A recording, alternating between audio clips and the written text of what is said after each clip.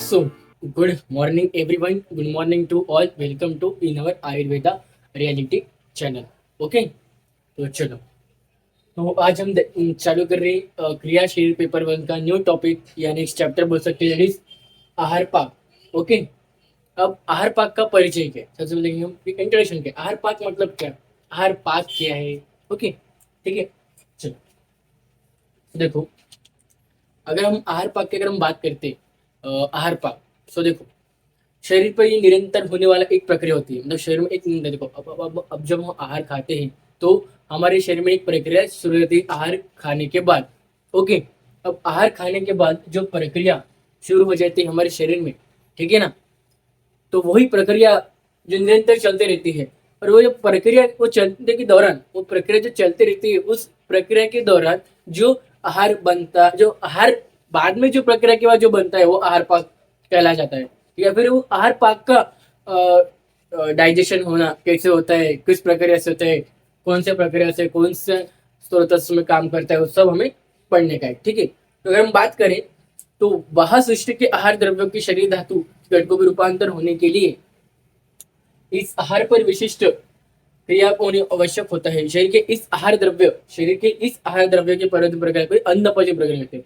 जो आहार पाक की जो प्रक्रिया है, पचने की, आहार पाक की पचने की प्रक्रिया को ही अन्न पचन की प्रक्रिया कहा जाता है। ठीक है, ये था हमारा छोटा सा परिचय आहार पाक को लेकर। ठीक है, कि आप समझ कि आहार पाक किस कहते हैं? शरीर में जितने भी आहार द्रव्य का जो पचन हो रहा है उसे हम आहार पाक कहेंगे। आहार पाक की पचन प्रक्रिया, उसको हम क्या बोलेंगे? अन्न पचन की प्रक्रिया कहेंगे। ठीक है, ओके। तो देखो, अब अन्न पचन के प्रकार भी होते हैं। देखो, अन्न पचन के दो प्रकार होते हैं। ठीक है, एक तो स्थूल पाचन होता है, सूक्ष्म पाचन होता है। स्थूल पाचन अंतःकोष्ठी में होने वाली संपूर्ण अन्न पचन प्रक्रिया होती है, और सूक्ष्म पाचन मतलब धातु की पचन क्रिया होती है। धातु तक, धातु उस अन्न को धातु के रूप में परिवर्तन करने, धातु के रूप में परिवर्तन करना मतलब धातु पचन क्रिया, सूक्ष्म पाचन। और स्थूल पाचन मतलब अंतःकोश में संपूर्ण पचन क्रिया। मतलब अगर हमने एक मटेरियल खाया है, उस मटेरियल को रस तक परिवर्तन करना मतलब वो स्थूल पाचन में आएगा। ठीक है, तो अगर हम बात करें, अब नेक्स्ट क्या बोलते हैं? महास्रोतस। अब पहला तो इसमें महास्रोतस पार्ट लेगा, जिसके महास्रोतस पार्ट लेगा कौन इस पचन प्रक्रिया में? महास्रोतस। तो महास्रोतस में क्या होता है? मुख से लेकर गुद पर्यंत विस्तारित खोखला निकलाकर भाग को ही महास्रोत कहते हैं। मुख से लेकर गुद पर्यंत, मतलब माउथ से लेकर एनल तक जो भी हमारा खाने की प्रक्रिया होती है, जी जो भी जगह है, वो पूरी जगह को इन्होंने क्या किया? महास्रोतस कहा गया है पचन प्रक्रिया की, अन्न प्रक्रिया की। महा अन्न प्रक्रिया की महास्रोतस कौन सी है, या महास्रोतस का स्थान कौन सा है? तो मुख से लेकर गुद पर्यंत। फिर हम बात करते हैं अन्न व स्रोतस। अब अन्न व स्रोतस, इसमें मेन स्रोतस काम करता है। ये अन्न पचन से संबंधित संपूर्ण प्रक्रिया अन्न व स्रोतस से ही होती है। ठीक है, देखो, अब अन्न व स्रोतस से क्या होता है? जो जितने भी सारे पचनी प्रक्रिया है अन्न से रिलेटेड, ओके, अपने शरीर के अंदर जो अभी हम खाते पदार्थ, उसकी जो पचन प्रक्रिया होती है, हम अलग अलग प्रकार के पदार्थ खाते हैं और अलग अलग स्रोतस लेंगे, लेकिन एक ही स्रोतस हर एक पदार्थ का पचन प्रक्रिया में मदद करता है। यानी अन्न हो सकता है, अन्न पचन से संबंधित जो भी संपूर्ण प्रक्रिया होती है, अन्न पचन जितनी प्रक्रिया होगी, अन्न पचन से संबंधित जितनी भी प्रक्रिया होती है हमारे शरीर में, वो सब अन्न हो स्रोतस से ही होती है। ओके, फिर हम बात करते हैं अन्न हो स्रोतस के मूल स्थान। अन्न नाम स्रोतसाम शयो मूलम वामम च पार्श्व। चरक मंथन 5/8 का श्लोक है। ये क्या बोलता है कि आचार्य चरक ने आमाशय वाम पार्श्व तथा आचार्य सुशिष्ट ने आमाशय व अन्नवाणी धमने जो अन्न वस्तु के मूलस्थान बताए है। ठीक है, बस इतना ही इस श्लोक से तक। ओके, खत्म। ओके, तो हमने क्या क्या देखा अभी तक? अन्न आहार पाक का परिचय देख लिया, क्या होता है। फिर हम देखा अन्न पचन के प्रकार, देखा जो स्थूल पचन और सूक्ष्म पचन होते हैं। फिर हम देखा महास्रोतस किसे कहते हैं, फिर अन्न स्रोत किसे कहते हैं। ठीक है, अन्न स्रोत का मूल स्थान क्या है, चरक के अनुसार, सुश्रुत के अनुसार। फिर अन्न पचन। अब हम देखेंगे अन्न पचन क्रिया से संबंधित अवयव। ठीक है, अब एक एक अवयव हमें थोड़ा देखने का है। ओके, चल,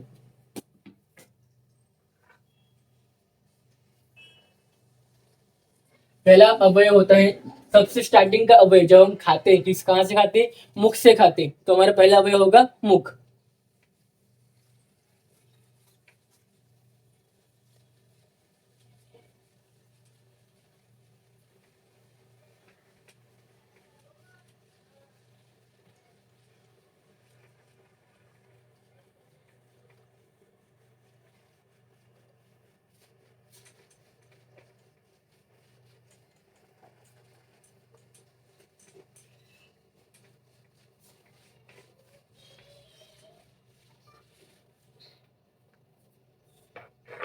पहला अवयव होता है मुख,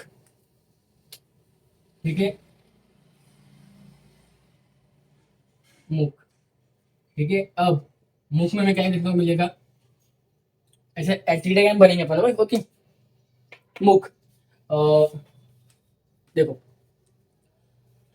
मुख, देखो मुख में ओष्ठ, दंतमूल, दंत, जीवा, तालु, गल एवं गलशंडी इस सप्त अपांगों का समावेश होता है, ठीक है। इनमें मुख के दंत एवं जीवा, इनका अन्नभोजन के संदर्भ में विशेष महत्व होता है।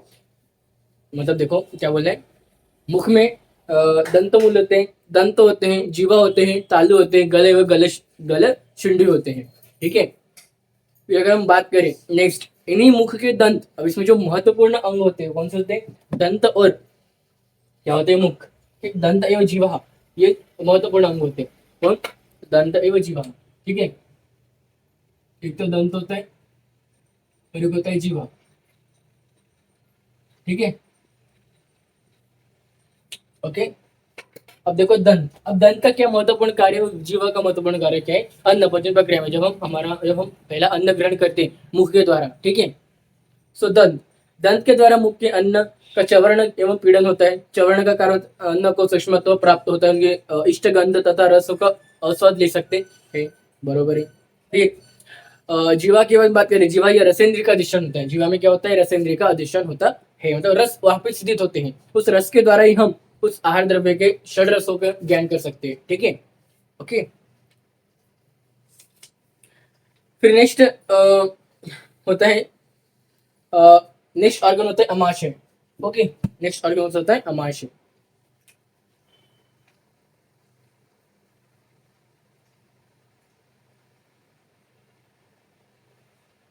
नेक्स्ट ऑर्गन होता है अमाशय, ओके। अमाशय की अगर बात करें तो यह अन्न व सरस का मूल स्थान है, ठीक है।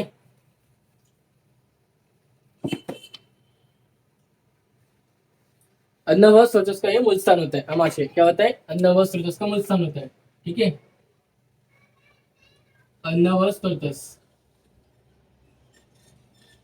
और इसमें रंजक पित्त और पाचक पित्त का भी इन्वॉल्वमेंट होता है, रंजक और पाचक पित्त, ठीक है, ओके।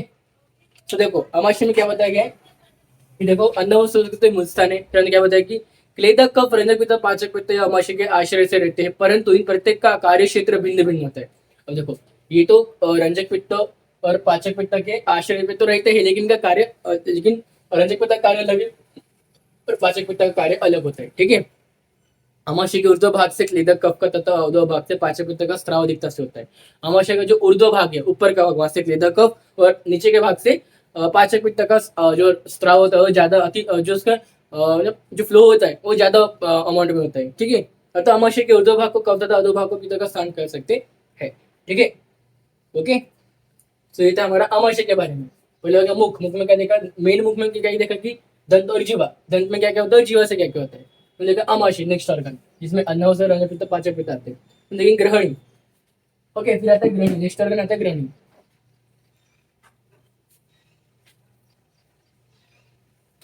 ग्रहणी,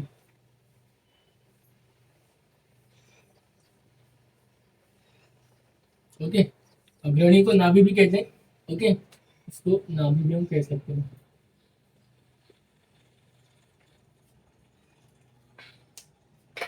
सम ग्रहणी की अगर बात करें स्पेशल फीचर की, तो यह अमाशय प्रकाश के मध्य स्थित होते हैं।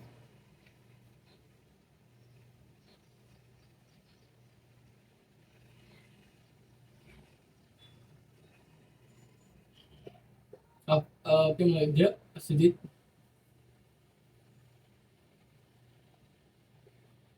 ओके, अमाशय प्रकाश के मध्य में स्थित होता है कौन, ग्रहणी ऑर्गन, नाभि, मतलब ग्रहणी या अमाशय स्थित होता है। फिर अमाशय के द्वारा प्राप्त हुए आहार द्रव्यों का ग्रहण करने के कारण इसे ग्रहणी की संज्ञा प्राप्त होती है, ठीक है। फिर हम बात करते हैं नेक्स्ट ऑर्गन, और ग्रहणी में पित्तधारा कला होती है, याद रखो ग्रहणी में कौन सी कला होती है, पित्तधारा कला। पित्तधारा कला के बारे में जब हम कला पढ़ेंगे डिटेल में रक्षा शेर में, जब कलाएं पढ़ेंगे हम, तब आपको पता चलेगा पित्तधारा कला क्या होती है। फिलहाल अभी याद रखो, और बाकी आपको नोट्स मिल जाएगी पित्तधारा कला क्या है, ठीक है। अब हम नोट से पढ़ लेना, फिलहाल फिलहाल आप नोट से पढ़ो, जो नोट्स में देखेंगे पित्तधारा कला के बारे में। बाकी जब हम कलाएं पढ़ेंगे रक्षा शेर में, तब आपको डिटेल पढ़ूंगा पित्तधारा कला क्या क्या होती है, ठीक है। इसमें पीताधारा कला भी होती है। ओके, मिलते हैं पीताधारा कला। ठीक है, फिर हम बात करें नेक्स्ट ऑर्गन पक्वाशय, इंटेस्टाइन। पक्वाशय, नेक्स्ट ऑर्गन पक्वाशय, जो इंटेस्टाइन वगैरह। अब आप इंटेस्टाइन तो जब माउथ में, माउथ से आगे हम स्टमक में, स्टमक से आगे हम नाभि में, फिर नाभि से आगे आगे पक्वाशय, इंटेस्टाइन। ठीक है, अगर हम बात करते हैं पक्वाशय,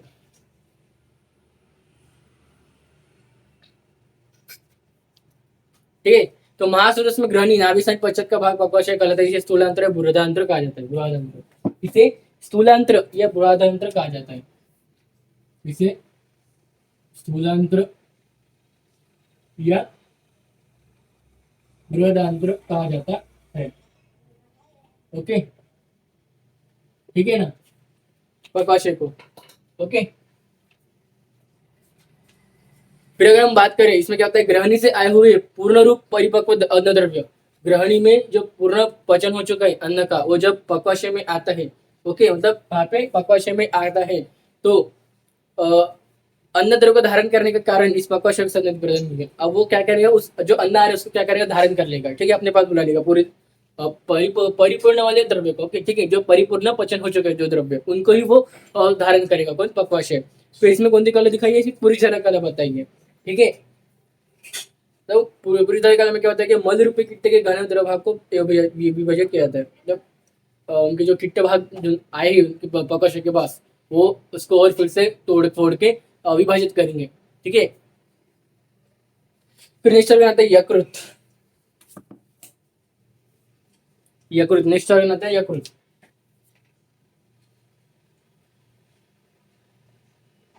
यकृत, यकृत को रक्तव स्रोतस का मुंसन बताया है, रक्तव स्रोतस। ठीक है, रक्तव स्रोतस का मुंसन बताया। ठीक है,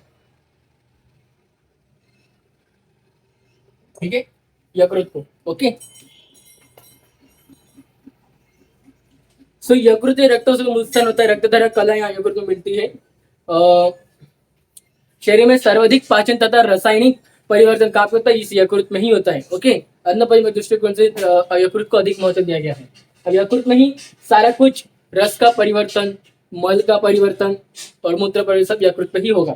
ठीक है, और रक्त का निर्माण भी, आहार पाक से भाग लेने वाला आम पचन क्रिया, ये सब किसमें होगी, यकृत में ही होगी। अब ठीक है,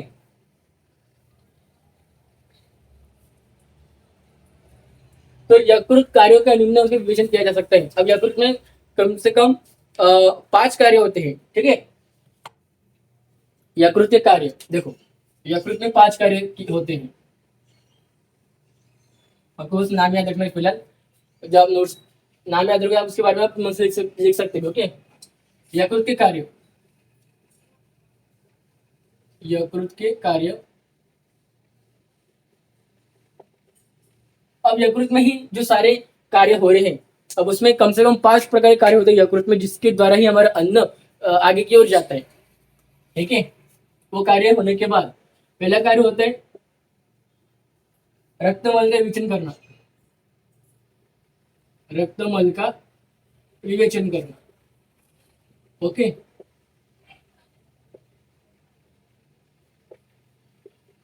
दूसरा कार्य होता है मल पित्त का निष्क्रमण करना, मल पित्त का निष्क्रमण करना। ओके, और तीसरा कार्य होता है रक्त निर्माण करना।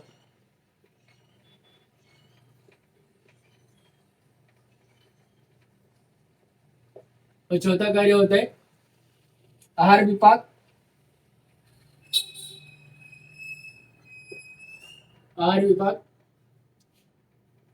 की प्रक्रिया करना। और पांचवा कार्य होता है आम पाचन करना।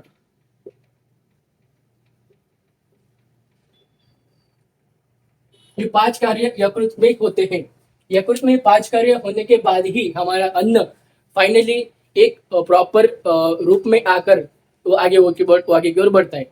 जितना उस जितना पदार्थ का परिवर्तन हुआ है उतना ही पदार्थ आगे बढ़ेगा। ठीक है भाई, ये पदार्थ का जो परिवर्तन हो चुका है पूरे, एक तो देखो सारे पदार्थ का परिवर्तन यहीं पे होता है, फिर यहीं से अलग अलग डायरेक्शन में जाते हैं हमारे अन्न। ठीक है, न्यूट्रिशन के लिए, विटामिन के लिए, ओके वगैरह वगैरह, जैसे में जाके न्यूट्रिशन प्रोवाइड करते हैं, प्रोवाइड करते हैं, बाद में फिर उनका स्टूल बनता है, यहीं से स्टूल बनकर वो आगे की ओर प्रस्थान करते हैं। कौन? हमारा अन्न। ठीक है, हमारे बॉडी के अंदर यकृत से। ओके, मुख, आमाशय, ग्रहणी, प्रकाशय, यकृत। ठीक है, इसमें सबसे महत्वपूर्ण मुख हो गए और सबसे ज्यादा अधिक महत्वपूर्ण यकृत, जिसमें 5 कार्य होते हैं। पहला कार्य होता है रक्त मल विवेचन करेगा, फिर आगे मल पित्त का निष्क्रमण करेगा, बाद में रक्त निर्माण करेगा, फिर आहार विभाग की प्रक्रिया करेगा और फिर बाद में आम पाचन करना, जो इसकी लास्ट क्रिया होती है, जिसके बाद हमारा अन्न, जो भी अन्न तैयार हो चुका है अब फाइनली, अब वो आगे की ओर बढ़ेगा। ठीक है, मतलब बाहर निकलने के लिए वो रेडी हो जाएगा। ठीक है, सो ये था हमारा आज के लिए मैं इतना, आज के लिए इतना काफी है, और आज का लेक्चर मैं यहीं पे रोकता हूँ। ठीक है, फिलहाल आप इतना याद रखो, नोट्स आएंगे, लेक्चर के साथ नोट्स आएंगे, नोट्स पढ़ो पहले अच्छे से, लेक्चर देखो, लेक्चर के साथ लेक्चर देखते नोट्स को देखो, नोट्स बनाओ, पढ़ो और समझो। ठीक है, फिलहाल के लिए इतना ही मैं यहाँ पे रखता हूँ आज के लिए। सो आज लेक्चर में यहीं पे एंड करता हूँ, लेक्चर को एंड करता।